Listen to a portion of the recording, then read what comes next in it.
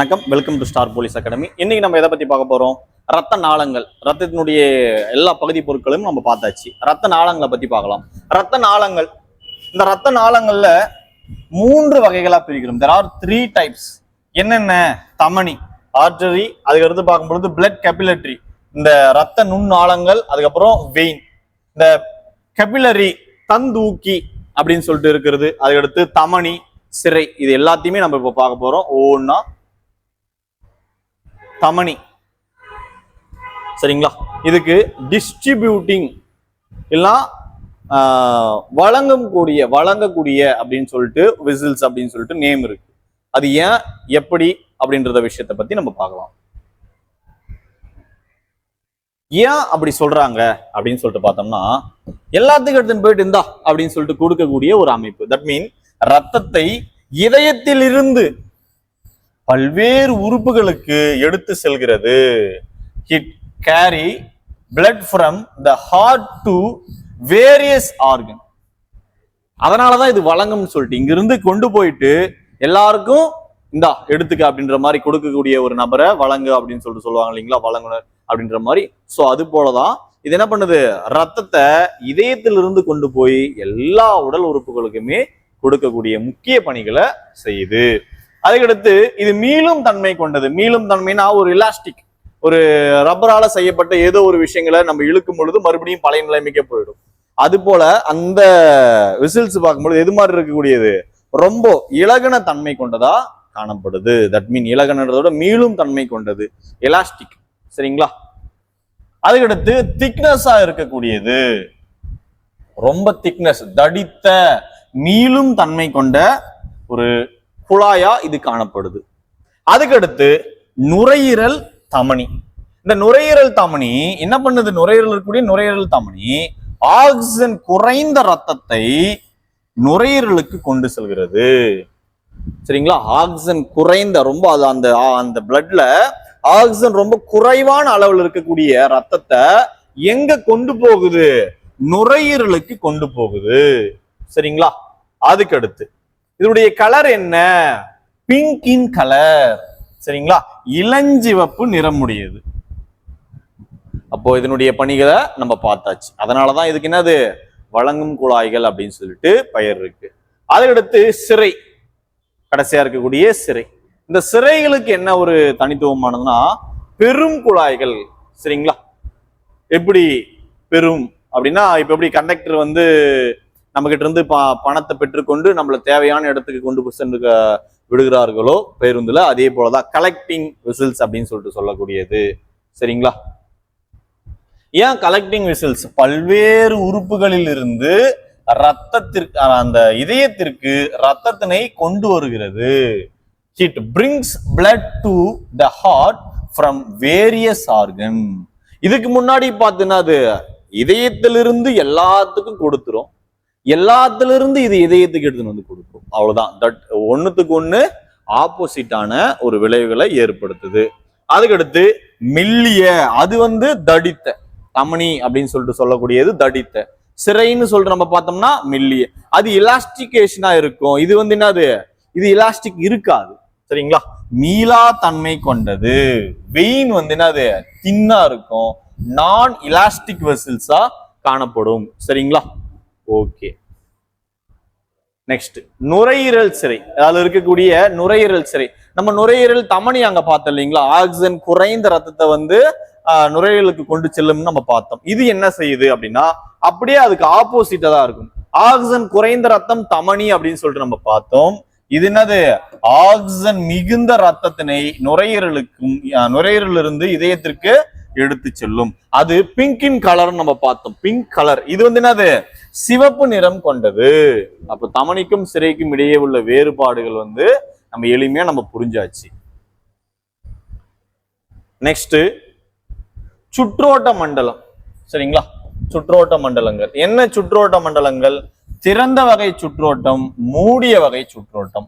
மூடிய வகை சுற்றோட்டத்திற்கு ஒரு சிறந்த உதாரணம் வந்து முதுகெலும்புள்ள அனைத்து விலங்கினத்தையுமே சொல்லலாம், சரிங்களா? முதுகெலும்பு முடியக்கூடிய உயிரினங்கள். மூடிய அமைப்புல நம்ம கொடுத்தது என்னென்னலாம் இருக்கு அப்படின்னு சொல்லிட்டு பார்க்கும்போது, கணுக்காலிகள், அதுக்கடுத்து பார்க்கும்பொழுது மெல் உடலிகள், அசிட்டியான்கள், இது மூன்றும் இதனுடைய எக்ஸாம்பிள்ஸ் வந்து கொஞ்சம் தெளிவா பார்த்துக்கணும் நம்ம. அப்போ இதுதானே அது திறந்த வகை சுற்றோட்டம், அது மூடிய வகை சுற்றோட்டத்திற்கு சிறந்த ஒரு உதாரணமா பள்ளி பாட புத்தகத்துல கொடுக்கப்பட்டிருக்கு. அதையடுத்து மனிதனுடைய இதயத்தினுடைய அமைப்பு, அதனுடைய செயல்பாடுகள், எவ்வாறு ரத்தத்தை சுத்திகரிச்சு மற்ற எல்லா உறுப்புகளுக்கும் அனுப்பப்படுது, அதனுடைய ஈறுதல் வாழ்வுனா என்ன, மூவிதல் வாழ்வுனா என்ன, ஏற்றியம்னு என்ன, ஏற்றியத்தினுடைய இன்னொரு பேர் என்னது ஆரிக்கிள்னு சொல்லுவாங்க, வென்ட்ரிகள் அப்படின்னு சொல்லிட்டு சொல்லக்கூடியது, இதுல இடது வலதுன்னு சொல்லிட்டு பிரிக்கிறது என்னது. அதையடுத்து இந்த இரண்டு சுத்தமான ரத்தங்களும் அசுத்தமான ரத்தங்களும் வந்து ஒன்றோடு ஒன்று கலக்காம இருக்கிறதுக்காக என்ன வந்து இடையில இருக்கக்கூடிய அந்த பகுதி, அது பேர் என்னது செப்டம்னு சொல்லிட்டு சொல்லுவாங்க. சோ இதயத்தை சுற்றி காணப்படக்கூடிய உரைகள் என்ன, இதை பத்தின எல்லா முழு தகவல்களும் நம்ம இப்ப பார்க்க போறோம். சரிங்களா? இதயத்தினுடைய அமைப்பு, ஸ்ட்ரக்சர் ஆஃப் ஹியூமன் ஹார்ட்டை பத்தி பார்க்கலாம். சரி, ஓகே. கார்டியக்க தசை என்னும் சிறப்பு தசையால் ஆனது. Specialised type of muscles called cardiac muscles. சரிங்களா? அதுக்கடுத்து இது வந்து எத்தனை லேயர் பெரிகார்டியம் அப்படின்னு சொல்லிட்டு 2 அடுக்காலான பெரிகார்டிய உரையால் சூழப்பட்டுள்ளது. The heart enclosed in double walled such called என்னது பெரிகார்டியம். சரிங்களா? அதுக்கடுத்து இவ்வடுக்கு இடையில் நிரம்பி காணப்படக்கூடிய திரவம் உராய்வை தடுக்கிறதுக்காக உயவு பொருளா காணப்படுது. சரிங்களா? அந்த உயவு பொருள் என்னது, நம்ம எதனா ஒரு வாகனத்துல அந்த எந்திரங்களுடைய அந்த பாகங்கள் உராயாம இருக்கிறதுக்காக கிரீஸோ இல்ல ஆயிலோ அப்ளை பண்ணுவோம் இல்லைங்களா? ஸோ சேம் ப்ராசஸ் தான் நம்மளுடைய இதயத்துல அந்த துடிக்கக்கூடிய அந்த ஒரு பொருள் அந்த பாதிப்பு அடையாம இருக்கிறதுக்காக இதயத்தில் இருக்கக்கூடிய அந்த திரவம் என்னது நம்மளுக்கு உயவு பொருளா பயன்படுது. சரிங்களா? இந்த ஃப்ரிக்ஷன்ஸை குறைக்கிறதுக்காக லூப்ரிகேட்டிங்கா நமக்கு பயன்படுது. இதயத்தினுடைய 4 அறைகளை பத்தி பார்க்க போறோம். இதயம் வந்து 4 அறைகளை கொண்டது. இந்த 4 அறைகள் என்னென்ன, அதாவது இது ஏட்ரியம் அல்லது ஏட்ரியம் ஆரிக்கிள்னு சொல்லிட்டு சொல்லுவாங்க. ஏட்ரியம் இல்லைன்னா ஆரிக்கிள்னு சொல்லிட்டு சொல்லுவாங்க. இதயம் நம்ம எப்படி இருக்குமோ அதே சேப் தான். இதுதான் நம்ம தான் இதயம்னு வச்சுக்கினா, நமக்கு வலது புறம் இருக்கிறது வலது, இடது புறம் இருக்கிறது இடது. ஆப்போசிட்டா இப்படி பார்க்க கூடாது, இதே சேம் தான். அப்ப இப்படி நம்ம பார்த்தோம்னா என்னது ரைட், இது எல்லாமே என்னது ரைட், அது எல்லாமே லெஃப்ட். இந்த இடத்துல இந்த வென்ட்ரிகளுக்கு ஆரிகளுக்கு சின்ன ஒரு டவுட் எல்லாருக்கும் ஏற்படும். என்ன சொல்லலாம், இது கிட்டத்தட்ட வி மாதிரி இருக்குங்களா, வி மாதிரி, ஆமாங்களா? அப்போ வி மாதிரி இருக்கிறதா வென்ட்ரிகிள், வி மாதிரி இருக்கிறது என்னது வென்ட்ரிகிள். அப்போ இது என்னது நமக்கு தெரிஞ்சிடும், ரைட் வலது, இது வந்து என்னது லெஃப்ட் இடது. அப்போ வென்ட்ரிகிள் வென்ட்ரிகிள். சரிங்களா? அப்போ எது வென்ட்ரிகிள் எது ஆரிக்கிள் நமக்கு தெரிஞ்சாச்சு. இதை பத்தின விஷயங்களை கூடுதல் தகவலாக அதுக்கு அடுத்த பேஜில் நம்ம பார்க்கலாம். இதுல எது மெல்லிய தசை எது கொஞ்சம் கடினமான தசை அப்படின்ற விஷயத்த பத்தி பார்க்கலாம். மெல்லிய தசை என்னுடைய 2 அடுக்கள் என்ன, சரிங்களா? தின் வால்வா இருக்கக்கூடிய அந்த அப்பர் தின் வால்வு என்ன அப்படின்னு சொல்லிட்டு பார்க்கும்போது அந்த சேம்பர் என்ன அப்படின்னா ஆரிக்குலர், ஏற்றிய தசைகள். சரிங்களா? ஏற்றியம் ஆரிக்கிள்னு சொல்லக்கூடியது மேல இருக்கக்கூடியது ரொம்ப மெல்லிய இதுவா இருக்கு. டவுன்ல இருக்கக்கூடிய அந்த வென்ட்ரிகிள் நம்ம பார்த்தோம் இல்லைங்களா, அந்த வென்ட்ரிகிள் தான் ரொம்ப கொஞ்சம் தடிமனாகவும் கடினமாகவும் இருக்கக்கூடியதா இருக்கு. அப்ப தடித்த தசை 2 அடுக்குகள் என்னது கீழ் இருக்கக்கூடிய அறைகள், அது என்னது ventricle, the lower thick walled chamber are ventricle. சரி, ஓகே. நான் ஃபர்ஸ்டே சொன்னேன் இல்லைங்களா, இரண்டுமே பிரிக்கக்கூடிய ஒரு காம்பவுண்ட் வால் மாதிரி ஒண்ணு இருக்கு. அந்த காம்பவுண்ட் வால் மாதிரி இருக்கக்கூடிய பேர் தானே அது செப்டம். சரிங்களா? ஆரிக்கிள் மற்றும் வென்ட்ரிகிள், ஆரிக்கிள் மற்றும் வென்ட்ரிகிள் இது ரெண்டுத்தையுமே சரிங்களா பிரிவென்ட் பிரிச்சு பாதுகாக்கக்கூடியது. ஏன்? Mixing of oxygenated and deoxygenated. Oxygen உள்ள சுத்திகரிக்கப்பட்ட அல்லது சுத்திகரிக்கப்படாத இந்த 2 ரத்தங்களும் என்ன ஆயிடக்கூடாது, மிக்ஸ் ஆயிடக்கூடாதுன்னு இருக்கக்கூடிய ஒரு தடுப்பு சோறா இருக்கக்கூடியதுதான் செப்டம். சரிங்களா? Most important. இதயத்தினுடைய இந்த அமைப்பை பத்தி நம்ம பார்க்க போறோம். ஆல்ரெடி நம்ம சொன்னதுதான். சரிங்களா?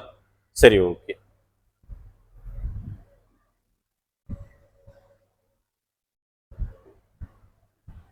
இதய தசைக்கு கார்டியக்க தசை அப்படின்ற ஒரு நேம் இருக்கு. கார்டியக்க தசைக்கு ரத்தம் செல்வதே கரோனரி காற்றோட்டம். இந்த கார்டியக்க தசைக்கு என்னது?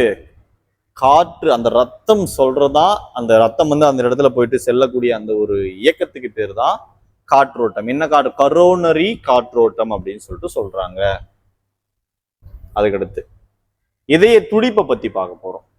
இதய துடிப்பு வந்து எல்லாரும் அறிஞ்ச ஒரு விஷயம் தான். இதுல என்ன நம்ம எக்ஸாம் பாயிண்ட் ஆஃப் வியூல இருக்கும் அப்படின்னா, இதய துடிப்பு அதிகமா இருந்தாலும் ப்ராப்ளம், இதய துடிப்பு ரொம்ப குறைவா இருந்தாலுமே அதுவும் ஒரு குறைபாடு, இதய துடிப்பு சரிவர இல்லைனாலுமே பிரச்சனைகள். அத்தகைய இதய துடிப்பு வந்து எந்த கருவியால வந்து கணக்கிடப்படுகிறது, அப்ப சராசரி மனிதனுடைய இதய துடிப்பு எப்படி இருக்கு, இதை பத்தின எல்லா கண்ணோட்டங்களையுமே நம்ம பார்க்கலாம் வாங்க. இதய துடிப்பு அப்படின்னக்கூடிய அந்த டாபிக்ல இதயத்தில் ஆர்கிள் அப்படின்னு சொல்லக்கூடிய வென்ட்ரிக்கிள், அதாவது ஏட்ரியம் வந்து மற்றும் வென்ட்ரிக்கிள் முழுமையாக ஒரு முறை சுருங்கி விரிவடையதான் இதய துடிப்பு. நம்ம மேல இருக்கக்கூடிய 2 சேம்பர், அதுக்கு அடுத்து டவுன்ல இருக்கக்கூடிய 2 சேம்பர், இந்த 4 சேம்பருமே ஒரு முறை முழுமையா சுருங்கி விரியக்கூடியதுதான் ஒரு தடவை இதய துடிப்பு அப்படின்னு சொல்றோம். இது எல்லாருக்கும் தெரிஞ்ச ஒரு விஷயம்தான். அதுக்கடுத்து சுருங்கக்கூடியத சிஸ்டோல், சுருங்கக்கூடியத சிஸ்டோல் அப்படின்னு சொல்றாங்க. விரிவடைவது, ரிலாக்ஸேஷன் என்ன சொல்றாங்க? டயாஸ்டோல் அப்படின்னு சொல்றாங்க. அப்ப நிமிடத்திற்கு எவ்வளவு முறை துடிக்கணும்? Per மினிட்டுக்கு 72 to 75%. ஒரு ஆரோக்கியமான ஒரு மனிதனுடைய இதய துடிப்பு 72 முதல் 75 முறை துடித்தா அது வந்து என்னது? ஒரு சராசரி மனிதனுடைய ஒரு ஆரோக்கியமான இதய துடிப்பா வந்து கணக்கில் கொள்ளப்படுது. சரி, ஒருவேளை அதிகமா இருந்தா நோயின்னு சொன்ன நோய்க்கு பெயர் என்ன? சரி, ஓகே. ஆரோக்கியமானவரின் சிஸ்டோலிக் மற்றும் டயாஸ்டோலிக் அழுத்தம் 120 mmHg இருந்து 80 mmHg இந்த கான்செப்டுக்குள்ள இருக்கணும் அப்படின்றாங்க. ரத்தம் ஓட்டம் பற்றிய படிப்பு, அந்த படிப்புக்கு பேர் என்னது? ஹெமட்டாலஜி அப்படின்னு சொல்றாங்க. சரிங்களா? ரத்தம் ஓட்டம், அதாவது the study of blood flow is called hematology. அதை பத்தி தனியே ஒரு படிப்பு இருக்கு இல்லைங்களா? அந்த படிப்புக்கு என்ன பெயர் அப்படின்றதா ஹெமட்டாலஜி. அதுக்கடுத்து ரத்த ஓட்டம், அதுக்கடுத்து பார்க்கும் பொழுது அது தொடர்பான நோய்கள், இதை பத்தி தனியா படிக்கக்கூடிய ஒரு படிப்பு என்னன்னா ஆஞ்சியாலஜி. the study of the blood flow and discuss related to the heart is called ஆஞ்சியாலஜி. ஆஞ்சியாலஜி அப்படின்றாங்க.